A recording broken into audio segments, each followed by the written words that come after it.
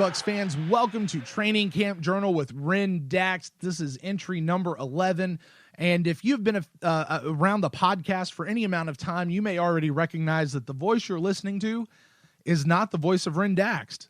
It is the voice of the other Pewtercast guy, Brent Allen. I am Brent Allen, guys. I'm really super glad to be here with you today.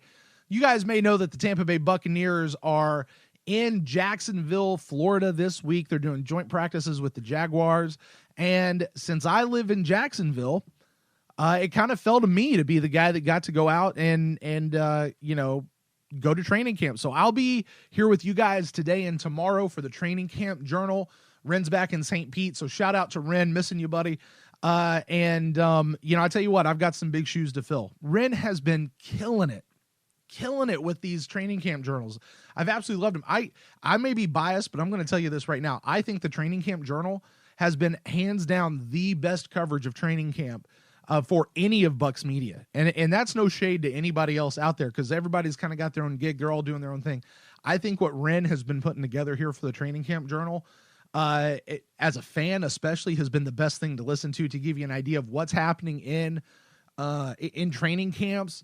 I like the aspect that we're taking you through as a fan would experience it. So I've got some big shoes to fill. I'm going to try. I'm not going to do nearly as well as he does, but you guys can kind of hang out with me, here for the next 30 minutes or so, while we're kind of going through it. So I'm going to take you through really that fan experience of training camp in Jacksonville with the Tampa Bay Buccaneers.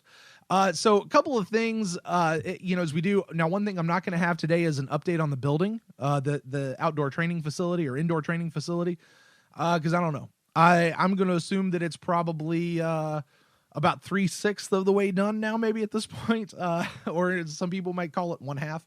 At least putting up the side. I don't know. We'll see. They say it's supposed to be ready by the start of season in September. They got a lot of work to go. But one of the things in heading up to the stadium here in Jacksonville, I got to tell you, their facility is attached to the stadium, like their training facility. So a little bit different where, One Buc Place is like down the road from Raymond James Stadium. It's not right next to it. So our training facility is by One Buc. It's not necessarily by Raymond James, although they're certainly within eye shot of each other. This is all in the same facility. So we actually got to park at the stadium. The problem is there's no signage to tell you really where to go. So all I could do was like drive around the stadium until I saw a bunch of cars and then park and hope that I was in the right spot. Like I wasn't in employee parking or, somebody was going to come tow me away or charge me $15 to park. Like, I just hoping that I was there.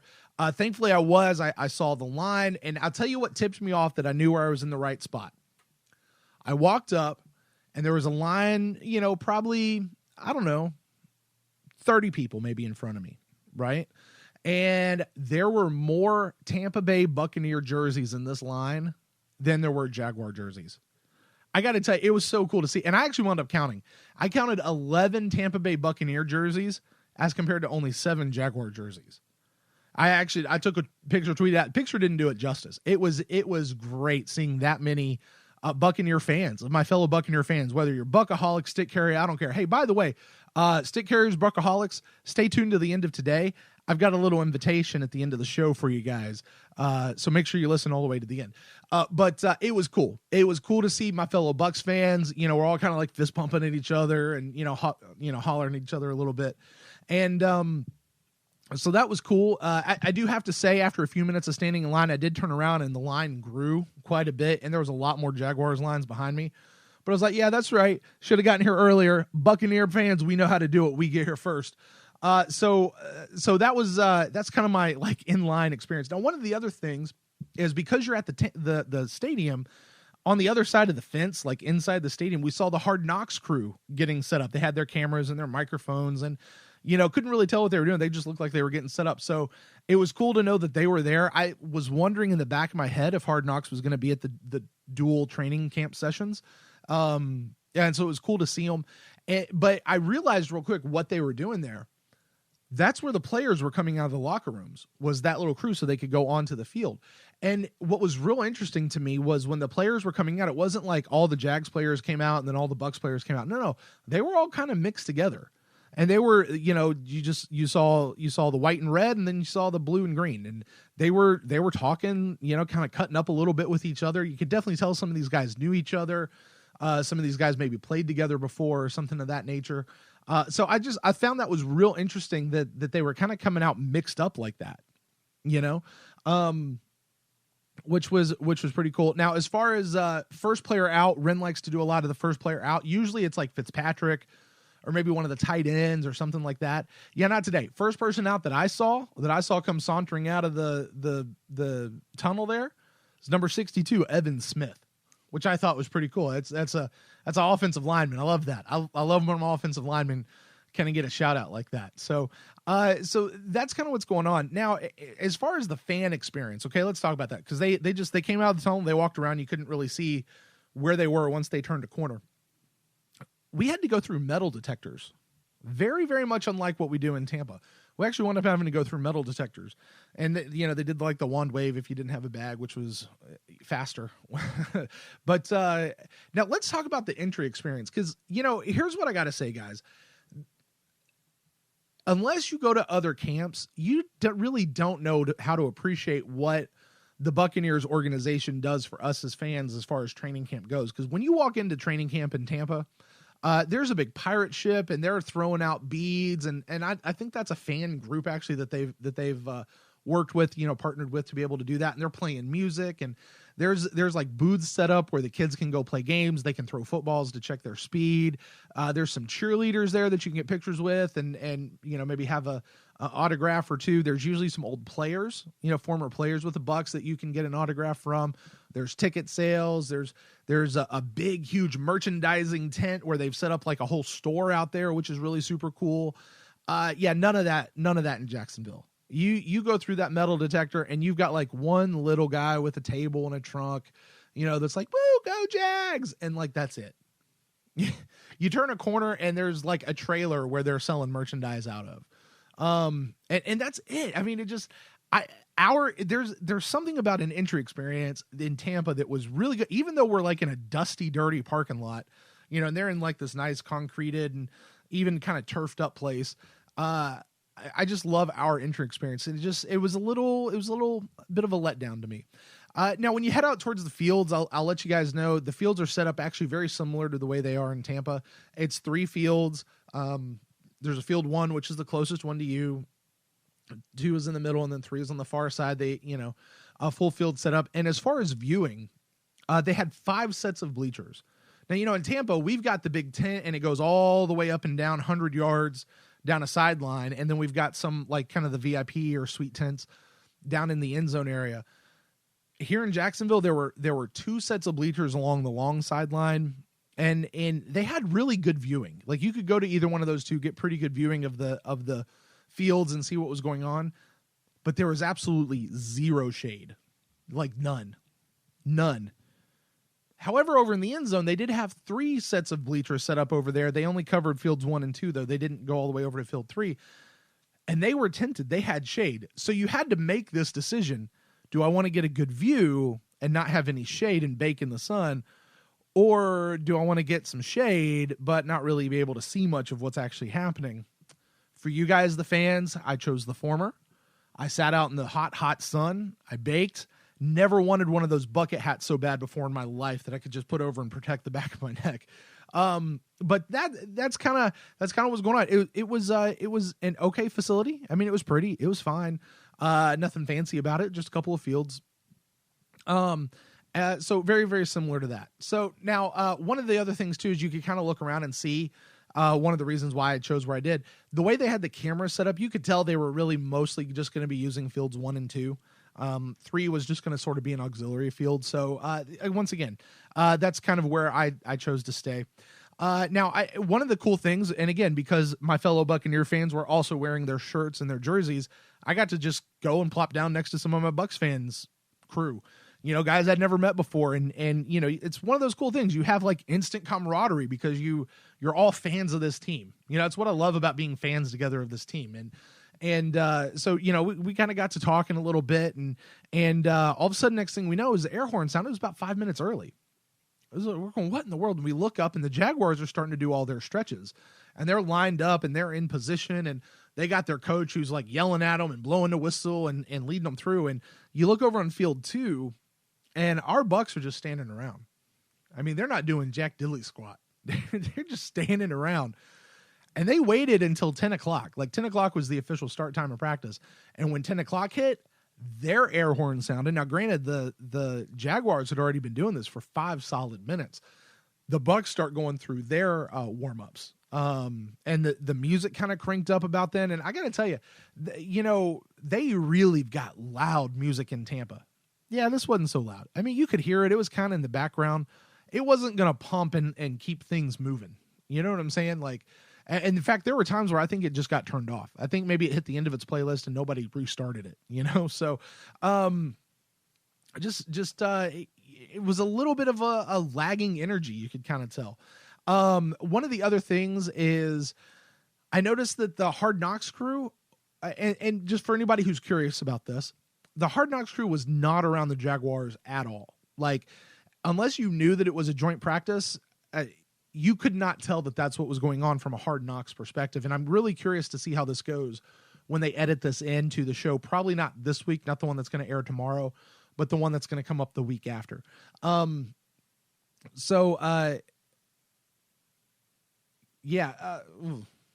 just had a thought about that. Hey guys, tomorrow night, Talking Knocks, following HBO's East Coast airing of Hard Knocks at 10 o'clock. We will be having Hard Knocks. That's on our Instant Cast platform. You can dial in 864-729-BUCKS. You can listen in live, mixler.com/thepewtercast. We'll be talking about Hard Knocks. So very, very fun. Didn't mention that before. Just wanted to go ahead and throw that in right here.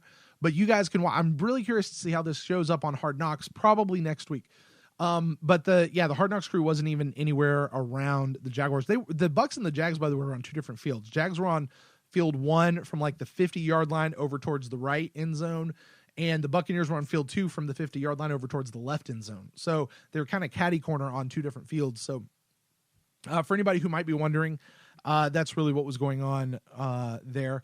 One of the other things, too, that I saw, and I thought this was real interesting, just kind of getting to sit and talk, I noticed there was one guy, he had a Jaguars jersey on, but a Buccaneers hat. And his wife had a Buccaneers shirt on. And I saw some other people with one Bucs jersey and another one with a Jags jersey and various stuff. And getting to meet people and just talk to them a little bit. And this kind of seems to be the culture and the consensus up here, which I found really kind of cool, was what people kind of said is, hey, listen, when it comes to football, the AFC, my team is the Jags. When it comes to the NFC, my team is the Bucs. I've root for them both. And that seems to be the way things are in Jacksonville, like as a whole, like as I've been around this city for the last couple of months, is people really like both teams. And people are very quick to claim being Bucs fans up here, which is really cool. I've never lived in a city since Tampa where there were other Bucs fans. So it was really cool. And, I'm sitting there going, I can respect that. I can absolutely respect people that have that kind of a split fandom, because for them it's kind of separate. It's not really even the same. Now, I'll tell you this. I personally don't know that I can do that. I really don't. I'm a fan of the Buccaneers, and that's it. I'm not starting a Jaguars podcast, but I could maybe root for the Jaguars, as long as they're not playing the Bucs. So anyway, now practice. Practice gets going. Let's jump into that. Practice gets going. They blow the air horn after warm-ups and everything, and they start off with a joint session. All right, and so throughout practice, they wound up. There were times when they were practicing together, and then there were times when they separated it in their own thing, and then they came back together, and then separated, did their own thing, came back together. So they started together, and what they started with was actually a really fun drill of punt returns, which was really cool. So the Jaguars were punting first, and we were returning. So Hump was our number 1 return guy, and he gets out there and man, he catches that punt and jukes this guy out of his pads. And I don't know how far back he would have returned it, but that would have been a beautiful return. Now Hump had 3 balls kicked to him. The next 2 were bad kicks. Like they were off to the, they were out of bounds. They were just not anywhere. Hump waved one of them off altogether. So just not really good kicks, but that's really all we got to see out of him on punt return. But he had that one good kick to him and a pretty good return off of that. Bernard Reedy, he fielded a couple. Speedy Reedy had two of three good kicks. Didn't get much of a return on any one of them, though. He didn't, pretty much as soon as he caught the ball, he would have been tackled at that point. Bobo Wilson took a couple. Thought he looked really good. I'm not sure about his hands. Every time he went to catch it, even though he did catch it, it looked like he wasn't really sure with the ball. Like it looked like he might actually drop it. Hargraves actually took one at the very end as well, which I thought was real interesting. Trying out Vernon Hargraves on punt return. So we had that. No Levante David. Didn't see him doing that there. Then it was our turn to punt, and Brian Anger comes out, and man, he probably did 10 punts over the course of going through the different teams, and I got to tell you, our punt team looked slow. Like Brian he'd kick the punt, it'd get to the returner, and our guys were nowhere near the returner at all. They just couldn't get to the returner until towards the end. The one guy that I really saw getting out, and I didn't see Josh Robinson today. Now that's not to say he wasn't out there. I just didn't see him. The one guy that did kind of show up to me on a punt team type deal on punt coverage was Chris Godwin. He was a guy who kept getting after it. He was the only guy that I noticed who kept playing until the whistle blew. He kept going after it until the whistle blew. And kind of, I guess, to end the drill, the Jaguars actually blocked a punt on Anger. So I don't know if they were just coming off a little more aggressive than our guys were trying to block them. I'm not really sure what was going on there, but just real interesting. They blocked a punt on Anger. So that ended the first joint session. They blew the drill, or they blew the whistle, and they went into separate sessions. And the Bucs were over on, actually they went all the way to field 3 at this point. And they had some guys on field 2, and then the Jaguars, of course, were on field 1 right next to where their fans were. The problem is it was really hard to see what was happening with the Bucs when they were doing their drills. The one thing I did notice, that while the Jaguars were doing offensive drills like against a ghost defense, not the Bucs. The Bucs defense, like I think I mentioned earlier, that typically in training camp, offense wears red and defense wears white, or vice versa. Today they were all white. The entire team was all white. So they went over. The defense actually put on black penny jerseys, and it was kind of an O versus D, almost 11-on-11 type drills. But it was really hard to see. Like I couldn't catch really anything of what was going on over there. Now, if I was Daxt, I probably could have, because he's awesome like that. But I just couldn't. I actually wound up trying to go over. I mentioned there was those ones kind of down by the end zone, and so I started walking over there, and I heard my name called out, and I looked up, and there's Mark Cook from PewterReport.com, good friend of the show, and wound up going up there and just kind of talking with him quite a bit, and we got some. We got to hang out. Actually, got a little bit of video. They had some different things going on, and I wound up taking some video from Mark and sending it over to him. So I'm just going to say, if you follow Pewter Report's Twitter account, some of the videos that they put out today actually were taken by me. Just throwing that out there. I'm not going to tell you which ones. I'm not going to go detail it. That's just what happened. And they can appreciate that as journalists. So no, I was really glad to do that. Really glad to kind of get to meet Mark. And meet up with Mark and get to hang out with him for a few minutes. And he was working, so he eventually had to go off and do some other stuff. They did wind up coming back together. The next deal was joint sessions. And I noticed at that point that Ryan Griffin was on the field. Now he was dressed in shorts. He just had a jersey on. Had his orange quarterback jersey on. He certainly wasn't doing anything out there. Bucket hat brigade, as you would say, except he didn't have a bucket hat on. But he was still there. And so that kind of remains a big question mark. We all know Griffin got injured in the preseason game against the Bengals. And I was trying to talk to Mark a little bit about what do we think the Bucs are going to do with Griffin? Because I got to tell you, up to this point in the preseason, up to this point through training camp, Griffin has been outplaying Ryan Fitzpatrick, hands down, in my opinion, absolutely outplaying him. And, so what are they going to do? Are they going to release him? They could do an injury settlement with him. They could release him and try to stick him back on practice squad. You know, but you know, kind of Mark pointed this out. The fact that the Bucs haven't done anything yet means they're still thinking about it. They're still taking their time, and maybe they're going to hang on to Griffin. You know, because if they were to let Griffin go, they could sign another person to come in and practice through training camp, even if it's going to be just another camp arm type person. Now, what that did mean, though, is that Sifo Lufau, or as Blue Cow, as we've come to call him, he was actually getting all the reps with third string today. He wasn't just in as the camp arm and then didn't really get any extra reps. Like, he was getting full reps with the third team today. And so it was obviously, you know, Jameis at 1, Fitzpatrick at 2, and then Blue Cow there in 3. You know, one of the things I noticed, they were going 11 on 11s here, as they were doing a joint session. And somebody that I thought had a couple of really good runs that to me has been a ghost through camp so far was Charles Sims. It was really good to see him getting in there. You know, I still maintain that it feels like to me Charles Sims may wind up being the odd man out when they come down to cutting, because they're going to have to cut somebody from this running back team, from this running back room. Now, they may not have to do it until week 4 when Doug Martin comes off suspension, and Charles Sims may be there. But to me, it seems like he may be one of the most bubble guys that they have out there. So, because otherwise it's Jacquizz Rodgers, Jeremy McNichols, Peyton Barber. By the way, I thought Peyton Barber looked really good today. I really did. I thought he looked fantastic. I actually didn't see McNichols out there today. Again, not to say he wasn't there. I just didn't see him. So I don't even know if he was there. Could be just a day off, or you know, I don't know that there's an injury situation with McNichols. I just didn't see him today. But I do think Charles Sims looked good. I certainly did. He would have, you know, this would have been a day where he helped himself to be able to stay with the team.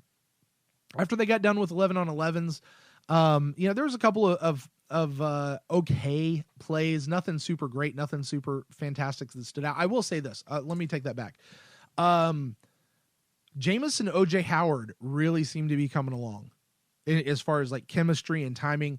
There was a couple of times when Howard went out and Jameis just put it where nobody else but Howard could reach it. And Howard got it. He is a big guy compared to some of these other people who are trying to guard him.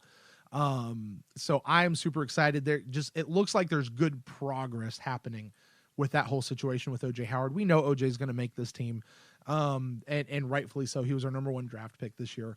But it's just good to see that chemistry is developing. It is going forward. They did have some, after that, they had some offensive line drills. And I thought this was really great. DeMar Dotson was going up against one of their defensive linemen. They were doing offensive line drills. So they were kind of going 1-on-1 with their offensive, or like 2-on-1s or 2-on-2s, with offensive line, which was really fun. That's what they were doing right in front of me. The Bucs versus the Jags, kind of going back and forth. The Jaguars guy, went up against Dotson, and Dotson straight picked this dude up and slammed him to the ground. Like, do you guys remember that play last year with Mike Evans when he picked a dude up and just pushed him down? Like, it looked like that. Like Dotson creamed this guy. And then on the very next play, he allowed him to have a sack. So, you know, and that kind of set the fans up. Oh, cut that guy. Oh, I'm like, dude, one play ago, we slammed him to the ground. So, you know, take it for what it's worth, but it was a really cool, fun thing to see by Dotson, followed up by something that was really not cool and not fun to see. And he got showed out. Kevin Pamphile, there was one time when he got blown out by Calais Campbell. I think that was Calais Campbell that was. It was Campbell. I know that. Caleb Benenoch in at tackle. We know he's been kind of cross training a little bit. He had a great pancake on one of their defenders. I mean, he just get the syrup out, get some butter, fry up some bacon, and have breakfast, because that's what Caleb Benenoch served to us watching that offensive line drill. The other thing too that I noticed is that we were catching the Jaguars offsides a lot. They were jumping offsides quite a bit. We had the Zebras out there; they were there all day today, and man, they kept blowing their whistles on the Jaguars. So that was the offensive line drills. I think Mark Cook posted a video or two of some of the offensive line guys doing some of those drills. You guys can check that out through their Twitter feed. I might try to retweet it from the Pewtercast one as well. But that was fun. After that, they separated back out into their individual teams. And one thing I noticed, again, the Bucs were over on field number 2 while the Jags were on field number 1. The Bucs were without helmets, going through like some of their installs, going through some of their walkthroughs, while the Jags were not. They were still going through their full contact drills. And shortly after that, it wasn't very long at all, they were back to joint 11-on-11 drills. And this is when things got really fun to watch. Again, this is one of those. Okay, let's do this. On the first team, I noticed that we had O.J. Howard and Cameron Brate were running on the first team, along with Alan Cross. He was in there as well, and he was at fullback. So they were running, we hear all the time about those 2 tight end sets that Cutter likes to run. He actually had a 3 tight end set. Just one of them was lining up at fullback. So that was fun to see. Luke Stalker was there. I did not see him running with the first team today. Also Doug Martin was running with the 1s. Charles Sims was running with the 2s. Both looked good. Looked really good. I got to tell you though, Doug looked really good today to me. Looked really good. Also, I thought Hump looked really good. He was getting coverage. He was breaking free. There was a couple of throws that he had.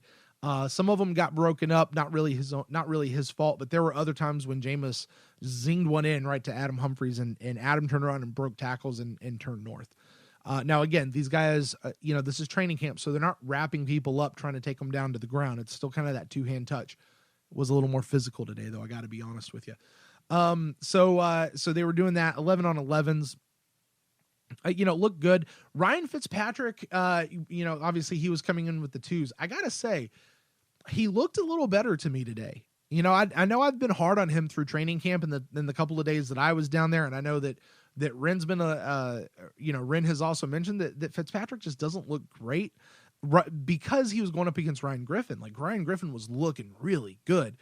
I thought Ryan Fitzpatrick looked better today, and I don't know if that's just because Griffin wasn't there showing us what another gear looked like, or if something has shifted in Fitzpatrick.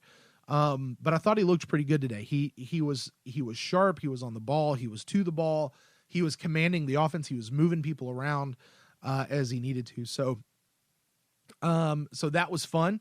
Right after that, we got again, these were combined drills. We got kicking drills. This was the field goal team.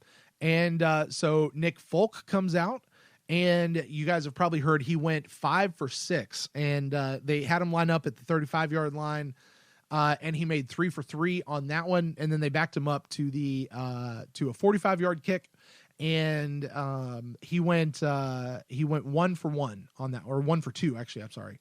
He went 1 and 1 on that. Missed one. Just went one a little bit right. Not really sure what happened. I don't know why. I don't know that there's really an excuse. He just missed one. He was going against live ammunition. Like, the other team was coming after him, right?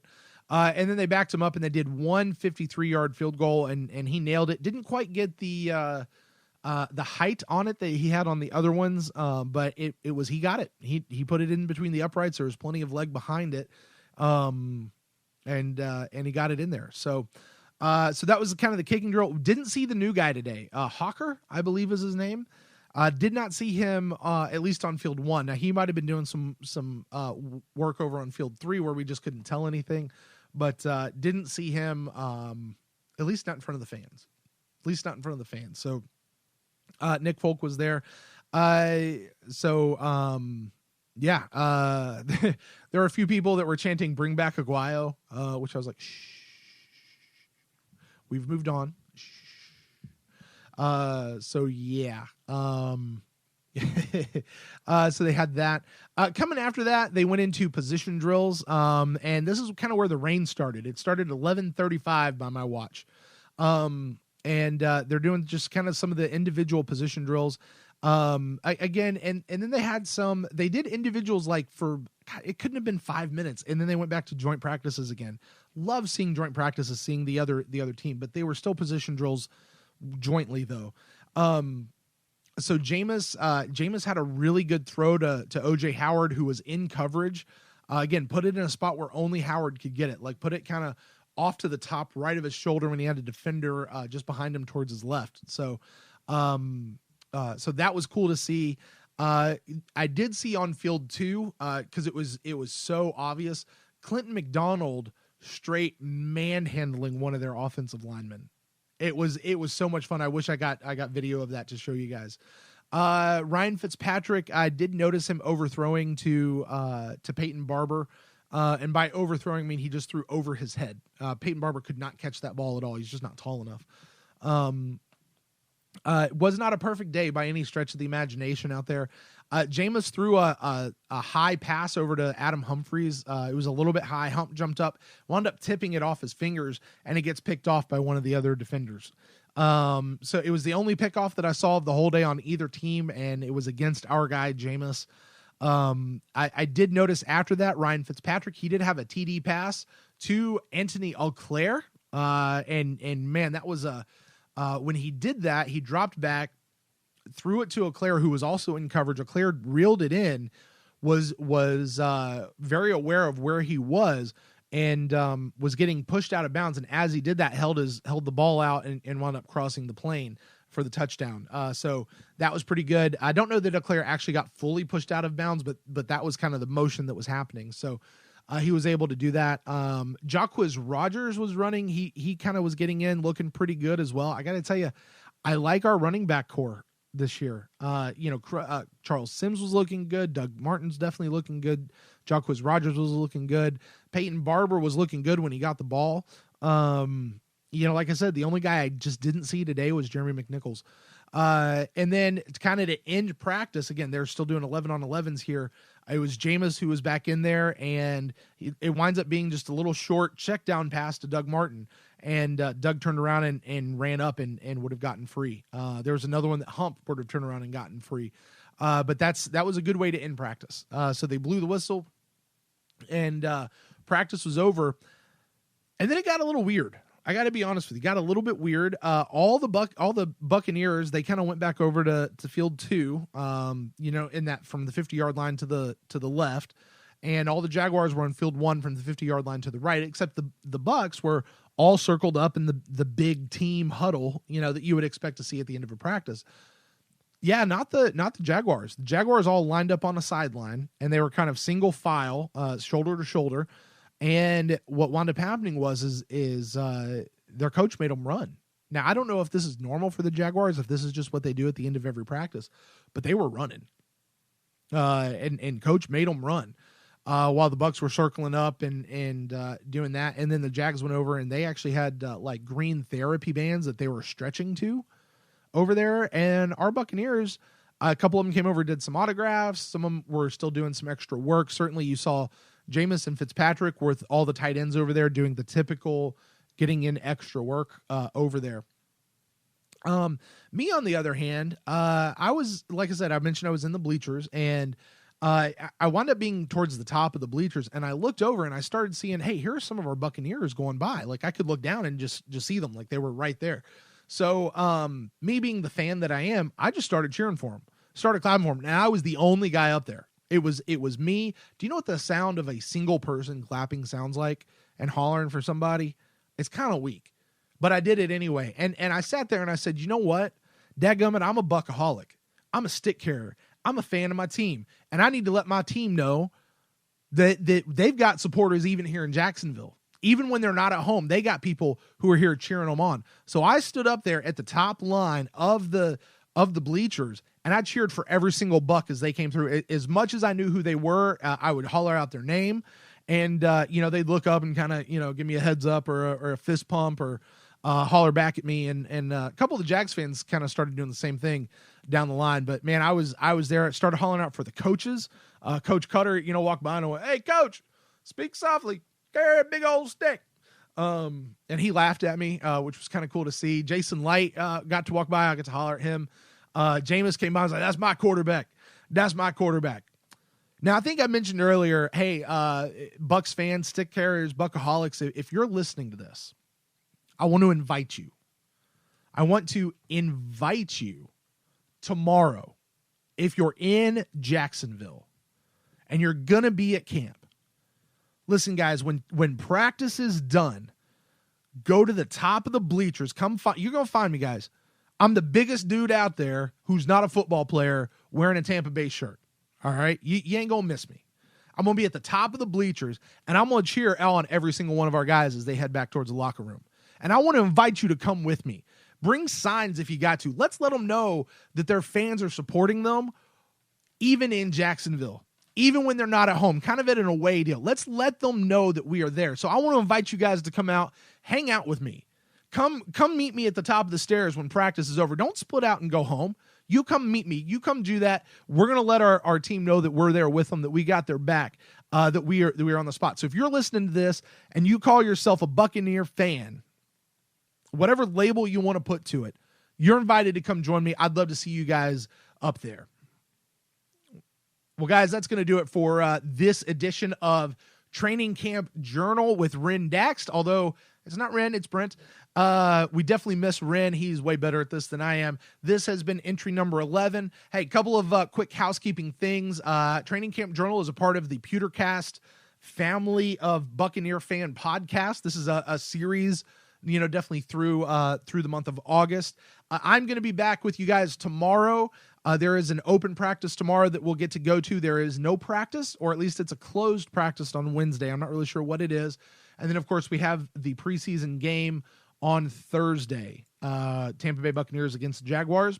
And so with that, guys, I want you to be on the lookout. We've got Training Camp Journal, this one you're listening to. We've got one coming out tomorrow. We also have Talking Knox. I mentioned this earlier. We've got Talking Knox, which will be out on Tuesday night. That is going to follow the East Coast airing of Hard Knocks on HBO. You guys can call in to our Instant Cast hotline, our Instant Cast platform. You can listen live on Mixler. You can participate in the chat room and talk to us that way if you wish. We're going to be talking about Hard Knocks. We're going to be talking about the episode that just aired. It's an immediate after show of Hard Knocks. So you guys can join us for that. That's Tuesday night as well.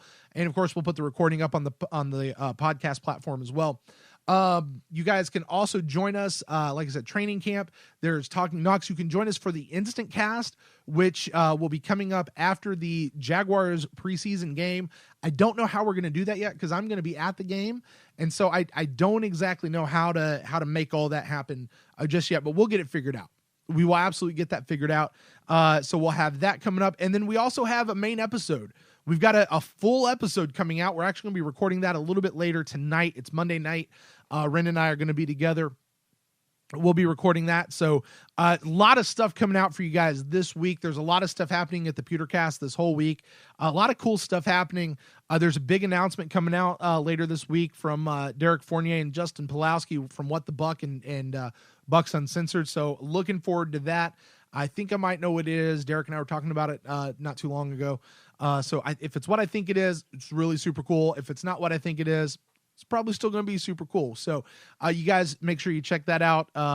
Check out all the Bucs media guys, whether it's Joe Bucs fan, pewterreport.com. You can go to buccaneers.com, realbuckstalk.com. Check out the different podcasts that are out there. The Bucs and Brews, the Pewter Nation. I'm going to stop naming them because I'm going to miss them because there's like 15 of them now. Guys, there's just so much that you guys can get as far as Bucs coverage these days. It's ridiculous. It's amazing. Guys, I'm going to say so long. I am Brent Allen, and as always, we end every single show, Go Bucs.